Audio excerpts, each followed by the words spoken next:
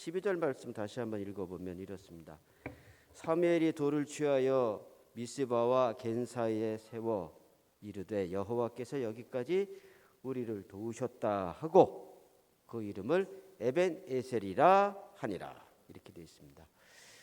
이 본문의 내용은 이런 겁니다. 뭐 다른 건 다 차지하고 나서 이스라엘과 블레셋이 전쟁을 합니다. 성경에는 이스라엘과 블레셋이 전쟁하는 얘기가 많이 나와요. 그래서 이스라엘과 블레셋이 전쟁을 하는데 전쟁을 1차전을 딱 치르고 나니까 이스라엘이 졌습니다. 왜 졌나? 그러니까 야, 하나님의 법궤가 우리 진중에 없어서 진 것 같다. 그러니까 실로에 있는 하나님의 법궤를 우리한테 가져가 와갖고 우리가 그걸 놓고 그다음에 싸우면 이길 거야. 오, 그래. 그래서 실로에 있는 하나님의 법궤를 가지고 왔어요. 그리고 용기 100배에서 싸웠어요. 이겼나요? 졌어요. 지고 나서 진 것도 괜찮은 그것도 그런데 법궤까지 뺏긴 거예요. 법궤가 블레셋 사람들 손에 들어갔습니다. 그런데 또 하나님이 이 법궤를 가지고 갔던 블레셋 사람들에게 엄청난 재앙을 내리시는 거예요. 독종 재앙도 내리고 그러니까 못 살겠는 거예요. 그러니까 야, 이것 좀 니네들 좀 가지고 가라 그래가지고 블레셋 사람들이 다시 그거 법궤를 베스메스로 돌려보내는 거예요. 베스메스에 돌려보낸 다음에 그 베스메스 사람들이 길라 사람 보고 야, 법궤 왔으니까 니네들 좀 가지고 가. 그래가지고 법궤가 길라 사람들에게 가 있어서 그리고 세월이 한 20년 정도 흐른 거예요.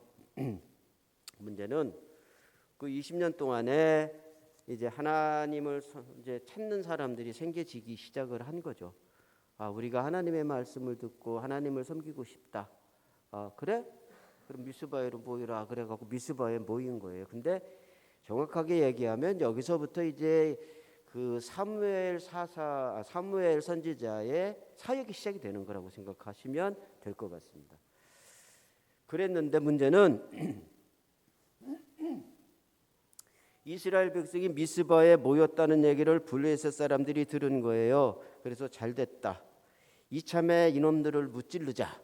그래가지고 이스라엘을 공격하기 위해서 오는 거예요. 생각해 보세요. 오늘 여러분 예배 드리러 오셨잖아요. 그렇죠? 예배 드리러 오시는데 뭐 갖고 오셨어요? 칼 갖고 왔어요? 놈들하고 싸울 어떤 무기 갖고 왔어요? 안 갖고 왔잖아요. 성경 말씀만 갖고 오신 것 같은데. 자, 보세요. 이스라엘 사람들이 미스바에 모인 거는 뭐예요? 전쟁을 하기 위해서 모인 게 아니었거든요. 예배드리기 위해서 모였던 거예요. 그러니 그 사람들 손에 뭐가 있겠어요? 무기가 있겠어요? 아무것도 없는 거죠. 그런데 느닷없이 블레셋 사람들이 공격해 온다는 얘기를 들으니 황당한 거예요. 근데 겁나는 거죠. 무서웠던 거죠. 예. 그래서 막 떨고 있는데 어쨌든 하나님께서 도우셔가지고 블레셋 사람을 물리치고 이스라엘이 전쟁에서 승리를 하게 됩니다. 그리고 사무엘이 돌아나갔다가 놓고 에벤에셀이다. 그리고 설명을 했어요. 하나님이 여기까지 우리를 도우셨다. 이렇게 얘기가 된 거거든요. 이게 전체적인 내용입니다. 그 주목할 거는 이거예요. 사무엘이 미스바와 겐 사이에 돌 세운 거예요. 오늘 저는 여기를 좀 주목해 보려고 합니다. 그리고 그 돌 이름을 에벤에셀이라고 했다는 거죠. 왜 세웠는지는 성경에 기록되어 있지 않아요. 왜 세웠는지는 성경에 기록되어 있지 않아서 모르겠습니다. 그런데 제 개인적인 생각으로는 이런 것 같아요. 자, 이제 그 당시 전쟁을 경험했던 사람들에 대해서는 이 기억이 뚜렷하게 나올 거예요. 기억이 될 거예요. 아마 이 자리에 계신 성도분들도 마찬가지일 거예요. 사람들에게 배워서 들은 거는요, 잊어먹은 거 많아요. 잊어먹은 거 많아요. 근데 내 몸으로 경험하고 체험한 거는 안 잊어먹어요. 그렇죠? 내 몸으로 경험하고 체험한 거는 물론 잊어먹을 수도 있어요. 잊어먹을 수도 있지만 그렇게 쉽게 잊혀지지는 않는다는 거예요.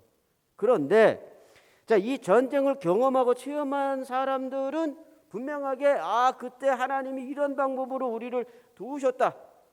그래서 우리가 이겼다라고 하는 것을 분명하게 설명할 수가 있고 얘기할 수가 있을 거예요. 시간이 지나면 어떻게 돼요? 이 사람들 하나하나 죽습니다. 영생불멸이 아니잖아요. 죽어 나가요. 죽게 되는데 그 과정에서 구전으로 이 얘기가 전해지겠죠. 그런데 생각해 보세요. 구전으로 전해지는 내용들은 전해지다 자르고 하잖아요.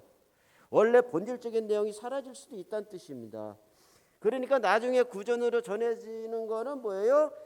미스바에서 우리가 예배하러 모였을 때에 블레셋 사람들이 쳐들어왔는데 그때 우리 조상들이 거기서 이겼다.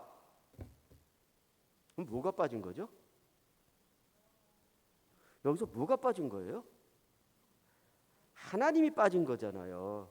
하나님의 도우심으로 인해서 이겼다고 했는데 그 하나님이 빠져버린 거예요. 이렇게 되는 거죠.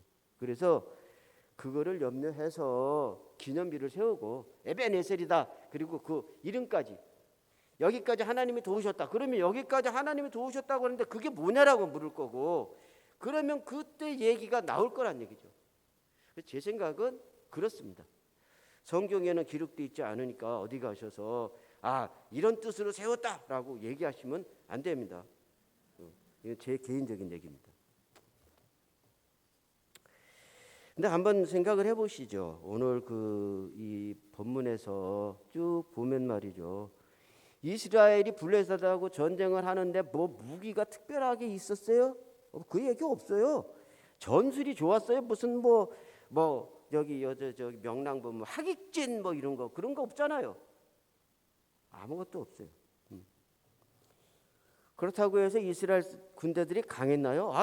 블레셋 온다는 거 듣고 벌벌 떨고 있었는데 강하긴 뭐가 강하겠어요? 오합지졸이지. 그럼 왜 승리했을까? 10절 말씀에 보면 사무엘이 번제를 드릴 때에 블레셋 사람이 이스라엘과 싸우려고 가까이 오매 그날에 여호와께서 블레셋 사람에게 큰 우레를 발하여 그들을 어지럽게 하시니 그들이 이스라엘 앞에 패한지라. 딱 한 구절로 돼 있어요. 뭐라고 누가 싸운 거예요? 이스라엘 사람들이 싸웠다는 얘기가 아닌 거예요. 이 사람들이 패한 이유는 뭐예요? 하나님이 우레를 발했기 때문에 그들이 어지럽게 돼가지고 패했다는 얘기죠. 우레가 뭔지 아세요? 우레? 우레는 천둥번개예요. 쉽게 얘기하면 천둥번개라고요. 근데 그게 얼마나 크게 쳤는지 저도 간이 약해가지고요. 천둥 치고 벌겨 바다닥 치면 저도 무서워요. 이게 얼마나 심했으면 이 사람들이 정신머리가 없겠냐고요. 여기 어지럽게 했다는 얘기, 어지럽다는 얘기는 무슨 얘기냐면 여기 일부 예배보다 젊으신 분들이 많으니까 영어로는 패닉이라고 돼 있더라고요. 패닉.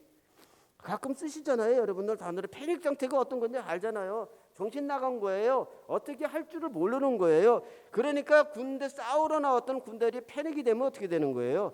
전열도 없고 어떻게 전쟁해야 되는 그것도 없는 거예요. 도망가기 바쁜 거예요. 쉽게 얘기하면. 그러니까 엄밀하게 얘기하면 이 전쟁은 이스라엘이 싸운 게 아니에요. 하나님이 싸우고 이기신 거라는 얘기죠. 그래서 저는 오늘 이 말씀을 드리고 싶은 겁니다. 저도 여러분도 오늘 여기까지 오게 된 건 하나님의 도우심이었다고. 아까 찬양 그렇게 하시더라고요. 은혜 찬양이었죠? 그게 아마 은혜였죠? 여기까지 온 것도 다 했으니까 내가 할 말이 없다니까요. 근데요, 입으로 할 수는 있어요. 입으로는 할 수 있어요. 제가 오늘 이 말씀을 드리는 거는 제 삶을 그냥 얘기하고 싶어서 이렇게 말씀을 드리는 거예요. 제가 아현영문 떠난 지가 지금 34, 5년 된 거잖아요. 그래서 한번 좀 드리고 싶어서 말씀을 드리는 건데 그래요. 이스라엘 백성을 도우셔서 전쟁을 이기게 하신 하나님은 지금 이 자리에 계신 여러분의 삶을 도우시고 그래서 그게 내가 느끼든지 못 느끼든지 늘 돕고 계신다고 하는 것, 그것을 저는 알려드리고 싶습니다. 그런데 그러면 하나님이 어떻게 도우셨냐? 이거는 달라요. 제가 사회복지 있잖아요. 사회복지 요즘엔 주로 저 정말 죄송한데 맞춤 서비스 막 얘기 많이 듣잖아요. 맞춤은 무슨 맞춤 서비스를 해요, 그 사람들이. 정확하게 맞춤 서비스 하시는 분은 하나님 한 분밖에 없습니다. 예? 하나님 한 분밖에 없어요. 상황과 여건과 환경이 다 달라요. 근데 어떻게 맞춤 서비스 하냐고. 맞춤 서비스는 우리도 그거 하려고 지금 우리 직원들이 아주 그냥 똥 빼고 있는데. 예?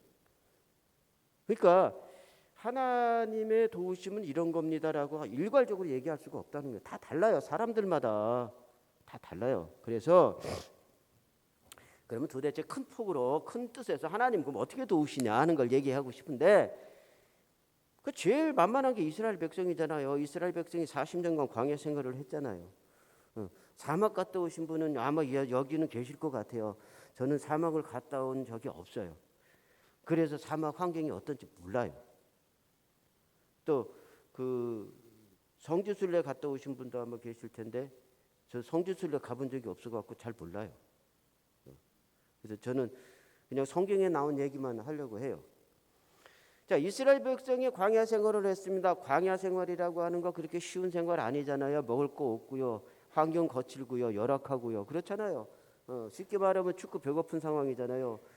근데 그런 삶을 살아가는 이스라엘 백성들에게 계속해서 도우신 거예요.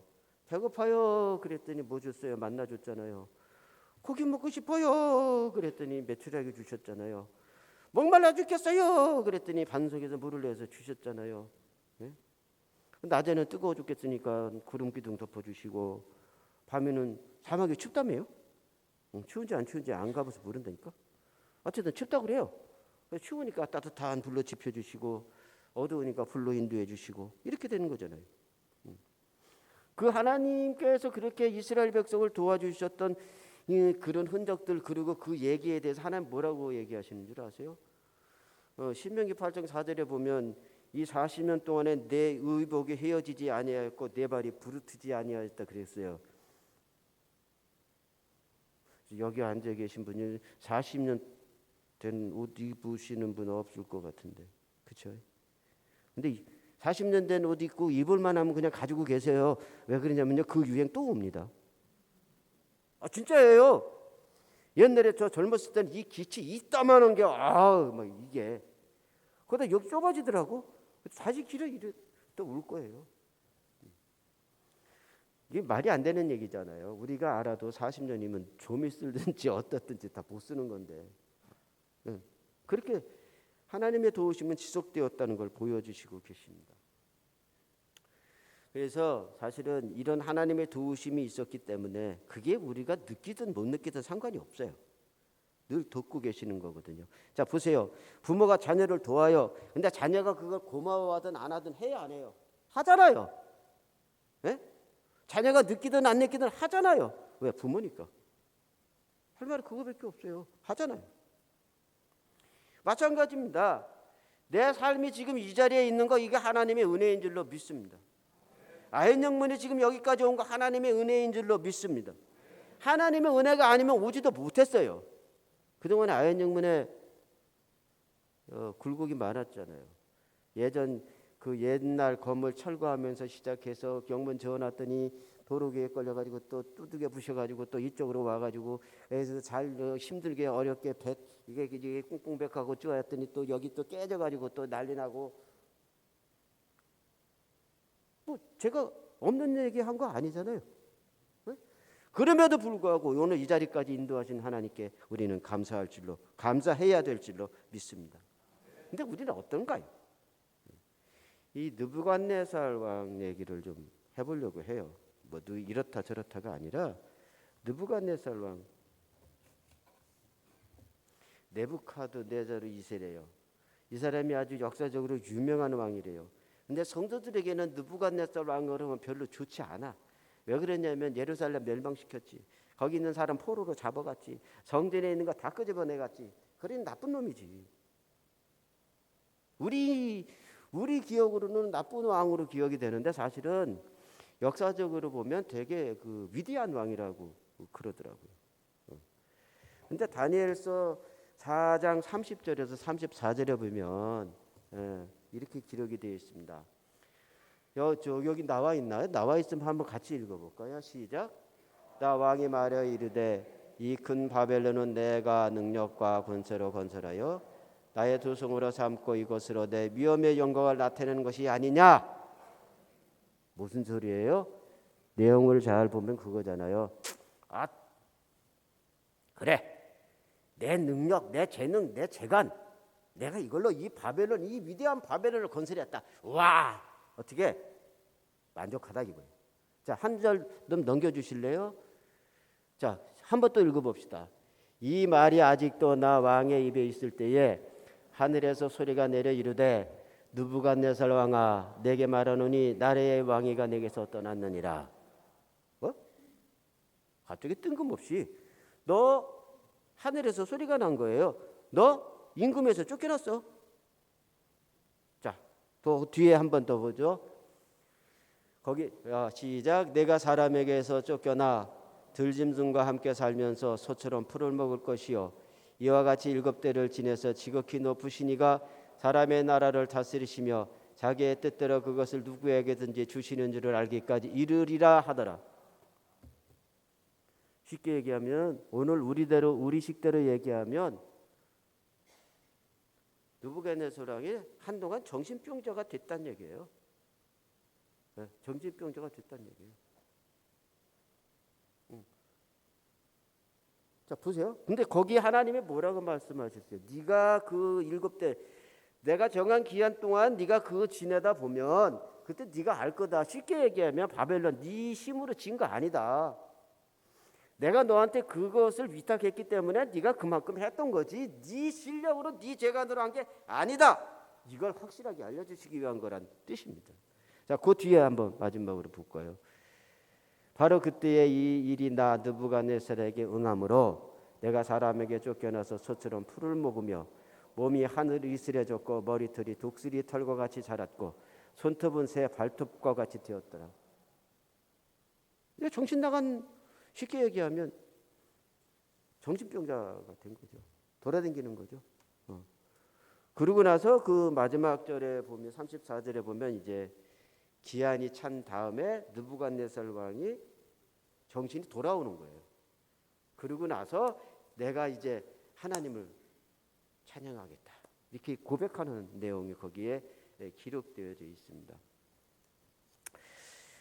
이 얘기를 제가 사실 왜 드리냐면 이유가 있어요. 이게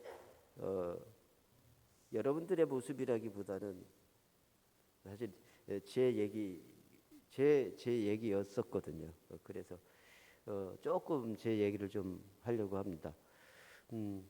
한 영문에 6개 영문 20년 정도 있었고 시설에 3개 있었습니다. 영문 사역에 뭐 크게 뭐 두드러진 건 없습니다. 다만 이제 제가 영문 사역에 감사드리는 분이 한 분 있어요. 여러분도 아시는 분입니다. 박종석 사관님이세요. 제가 북대고 영문 후임이신데 북대고 영문이 지하였어요. 지하에서 나오려고 얼마나 애를 썼는지 모르는데 저는 못했어요. 못하고 나서 박종석 사관님이 와서 딱 옮겨주셔서 너무 감사했고요. 그 다음에 두 번째는 사회복지 시설에 근무할 수 있도록 이런 실력이라고 하면 좀 그렇고 어떤 경험들을 잘 배려해 주신 분이 계세요. 은퇴하신 조혜란 사관님 지금 대전에 계시는데 선생님이라고 그래요. 그분이 아니었으면 아마 제가 여기까지도 있지 못했지 않았나 생각이 듭니다. 세 번째는 1부 때는 예배 이 세 번째 분을 얘기 안 했어요. 1부 때는 왜냐하면 그분이 안 오셔서. 근데 2부 예배는 오셨네. 저 뒤에 임원택 사관님이세요. 제가 사회복지 시설로 간다고 그럴 테니까 전화 왔어요. 야, 이 사람아, 당신 나이가 몇인데 지금 원장들은 당신보다 더 후배인데 어떻게 해? 후배면 후배고요. 그래갖고 보내주세요. 그랬더니 조혜란 사관님 밑으로 보내주신 거예요. 그리고 거기서 서산으로 갈 때 진짜 고생하셨습니다. 그거는 사관님하고 저만 아는 비밀로 하시죠. 여러 차례 저를 여러 군데 천거를 하셨어요. 좀 이렇게 이제 시설장으로 좀 보낼 여러 기관에 천거를 하셨는데 다 막히고 마지막에 남은 데가 이제 서산 성림사회복지관이었어요. 그래서 관장을 시작을 했고요. 사실은 이거는 저기 이문택 사관님 책임 아닙니다. 가니까 그 당시 예산이 한 5억 5천만 원 정도 되는데 비는 돈이 한 5천만 원 되는 거예요. 그래서 어쨌든 하나님의 은혜로 잘 지나갔습니다. 잘 지나가고 2033년도쯤 돼가지고는 이제 2013년도에 보건복지부 장관상도 받고 기관이 저 개인적으로 받은 건 별로 없어요. 거의 없어요. 기관이 받고 그다음에 그때 시장하고 단판 져가지고 그때부터 이제 인건비 문제는 해결이 돼서 걱정 없이 지냈고 2015년도에는 등 떠밀려가지고 충남 세종 종합사회복지관 회장을 했어요. 회장을 하면서 이제 그다가 이제 2016년도에 서산에서 이제 제일 처음 생긴 서산시 사회복지 대상이라는 게 있었어요. 그때 상금 100만 원이에요. 그래서 우리 상 주세요. 그리고 이게 냈더니 상을 주더라고요. 그래서 2016년도에 서산시 사회복지 대상을 받았어요. 2017년도에는 제가 충남 세종 복지관 협회 회장이었거든요.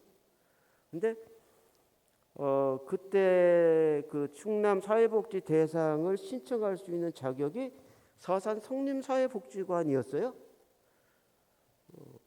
근데 그걸 주관하는 기관이 충남사회복지협의회예요. 그런데 저는 직능단체장이 되다 보니까 충남사회복지협의회 제 임의가 아니고 충남사회복지협의회 등기이사가 됐어요. 근데 그 직능단체에서 추천을 하니까 충남사회복지관 협회에서 서산 성림사회복지관을 충남사회복지대상 후보자로 추천합니다. 그리고 누가 낸 거예요? 제가 혼자 도장 찍고 다 한 거잖아요. 하나는 복지관 직인 찍고 하나는 그쪽 회장 주식인 찍고 나한테 다 했으니까. 그리고 냈더니 충남사회복지협의회 그 충남사회복지 대상을 2017년도 9월 5일 날 받았습니다. 그 기관은 기관대로 어느 정도 자리 잡고 그때 상금 500만 원 받았습니다. 500만 원 받아가지고 야 좋다 내년에 우리 해외여행 가자 그랬거든요. 근데 2018년도에 이쪽으로 오라고 1월 달에 발령을 받으니 오고 싶겠어요? 그 당시 제가 서산에서 직함 가진 것만 해도 그때 직원들하고 농담하고 그랬어요. 저기 명함 뒤에다가 내 직함 다 쓰면은 한 년 갖고 모자란다고. 서산시에서만 해도 뭐 위원 그러니까 그때 끝발 잘 나갔다니까요. 근데 여러분도 한번 생각을 해보세요. 그렇다고 해서 우리 그 사관님들 전근하고 바뀌면 그 성도님들도 사관님들하고 적응해야 되는 시간이 있잖아요. 또 사관님은 사관님대로 이쪽 교회나 영문에 적응해야 되는 시간들이 있잖아요. 이게 시간이 짧지 않잖아요. 근데 제가 한 4년 반 남은 거였었으니까 가면 뭐예요? 직원들하고 다시 이거 하고 만들고 뭐 하다 보면 오메 뭐 하다가 그냥 일 버리지도 못하고 오겠네 이렇게 되는 거니까 오기 싫은 거죠. 근데 그러니까 그런 기도까지 했다니까요. 하나님, 나 죽을 것 같아요. 어떻게 이 정권 취소 좀 되면 안 될까요? 진짜예요. 제가 그렇게 기도했어요. 밥을 먹어도 소화가 안 되고 여기 딱 얹혀가지고 오기 싫었어요. 근데 그러고 나서 지금 다니엘서를 보는 거예요. 그러고 보니까 느부갓네살랑 아따 이게 내 모습이었네라고 하는 게 그때 깨달아지는 거고요. 제가 이룬 게 아니잖아요. 하나님이 하신 건데 그거 내가 이루었다고 폼내고 그거 누리려고 하고 애쓰고 제 자신이 그런 모습이 보인 거예요. 이거 아니구나. 그래서 사실은 그 느부갓네살 얘기를 아까 예화로 이렇게 설명을 제가 드렸던 겁니다. 그런데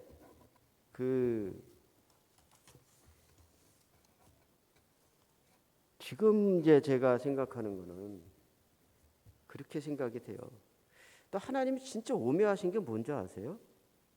서산에서는 이 기관의 틀이 잘 안 섰기 때문에 일일이 간섭하고 만들어가고 이게 짜맞추고 뭐 이런 거가 그거 해가지고 아까 얘기했잖아요. 내가 이제 놀아도 될 정도로 이거 나 없어도 운영이 될 정도로 만들어 놓은 게 7년 8년 걸렸단 말이에요. 그럼 여기 오면 어떻게 돼요? 서울 가면 또 만들어야 되는데. 그래갖고 왔으니까요. 기분 안 좋아갖고요. 그땐 이게 다니엘서 읽기 전에. 그러고 나서 몇 달 지나다 보니까 이게 아니네. 직원들은 여기 영문도 마찬가지잖아요. 각 부서장들이 쫙 일해 주시잖아요. 담임성아님이 그냥 여기 가서 뛰어가고 저기 가서 이거 안 하시잖아요. 쫙 부서장들 알아서 쫙쫙쫙쫙 해주잖아요. 그러니까 영문이 잘 돌아가는 거죠. 여기도 그렇더라고요. 말 안 해도 부서장들이 지들이 알아서 다 해. 그러니까 저는 뭐만 해요? 저는 이렇게 올리는 거 도장만 찍으면 돼요. 자기들이 회의를 다 해. 그래가지고 와서 관장님, 우리가 회의를 했는데 이런 일을 해야 됩니다. 그래서 이렇게 하는 방향이 있는데 요거와 두 가지가 있는데 니네들이 결정한 거는 우리는 이렇게 했는데 이것의 장점은 뭐고 이건 단점은 뭐고 요거는 조금 거시기 해가지고 뭐 하고 다 분석해서 와요.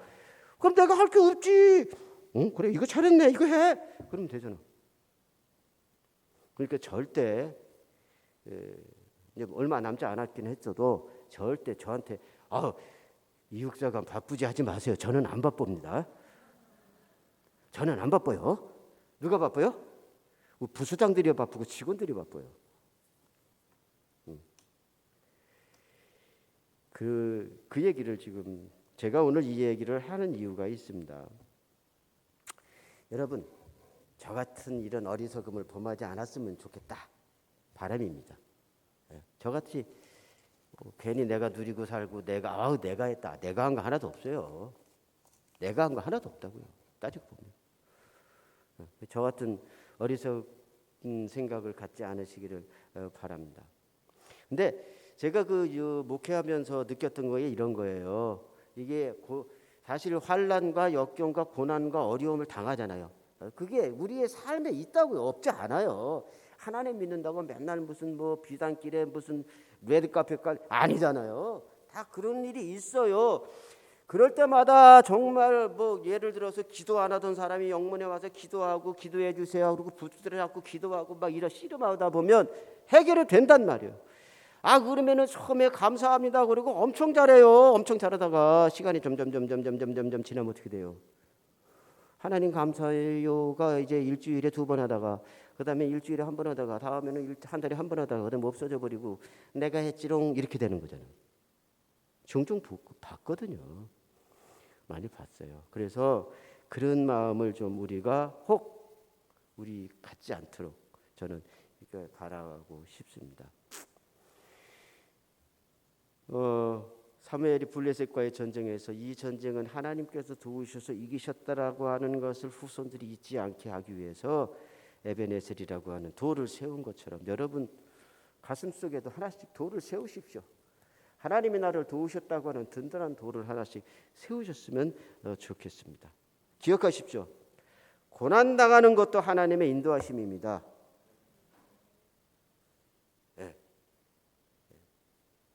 저는 개인적으로 거의 지옥에 갔다 왔다고 할 정도로 힘들었을 때가 있었거든요. 일부 예배에서도 말씀드렸는데 밥을 먹으면 밥이 안 넘어가요. 배는 고픈데 안 넘어가요. 그런데 깨닫고 나니까 그것도 하나님의 은혜란 말입니다. 슬픔 중에 있는 것도 하나님의 인도하심입니다. 왜 그러냐? 고난이 지나면 평안이 옵니다. 슬픔이 지나면 기쁨이 오는 줄로 믿습니다. 내가 소망했던 일이 이루어졌습니까? 그건 내 힘과 내 능력이 아니라 하나님의 도우심으로 인해서 이루어졌음을 기억하시고 감사하시기를 바랍니다. 그래서 저는 여러분들 모두가 이 땅에서 하나님의 도우시는 손길을 통해서 하나님이 소원하시는 영혼 구원의 사역을 충실하게 감당하시는 교회와 성도가 되시기를 바랍니다. 사람에게 인정받으려고 하지 마십시오. 하나님에게 인정받으시는 그런 마음을 가지고 하십시오. 서운합니다. 아까도 얘기했잖아요. 충남 사회복지대상 받을 때 구석원에서 아무도 저를 칭찬해 준 사람이 하나도 없습니다. 서운합니다. 돌이켜 생각하면 그건 아무것도 아니란 얘기죠. 왜? 하나님이 인정해 주시면 되니까. 그게 맞는 얘기잖아요. 그게 맞는 얘기예요. 그래요. 여러분이 충성하고 애쓰고 수고한 일을 사람이 안 알아줄 수도 있습니다. 때로 서운한 마음이 들 수도 있습니다. 본질적인 모습입니다. 서운한 마음이 드시거든 기도하십시오. 하나님, 솔직하게 나 이런 일이 이렇게 돼서 정말 좋은 일을 했는데 아무도 나를 인정해 주지 않습니다. 그래서 서운합니다. 하지만 하나님이 인정해 주시기를 원합니다. 기도하십시오.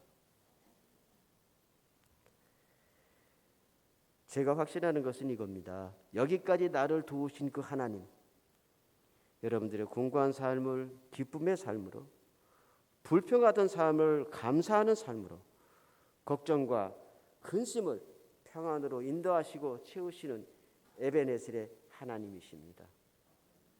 지금까지 함께 하셨던 하나님, 이후에도 함께 하실 것이고, 내가 느끼든 느끼지 못하든 깨닫든 깨닫지 못하든 하나님은 절대로 나를 놓지 않고 나를 인도하실 줄로 믿습니다.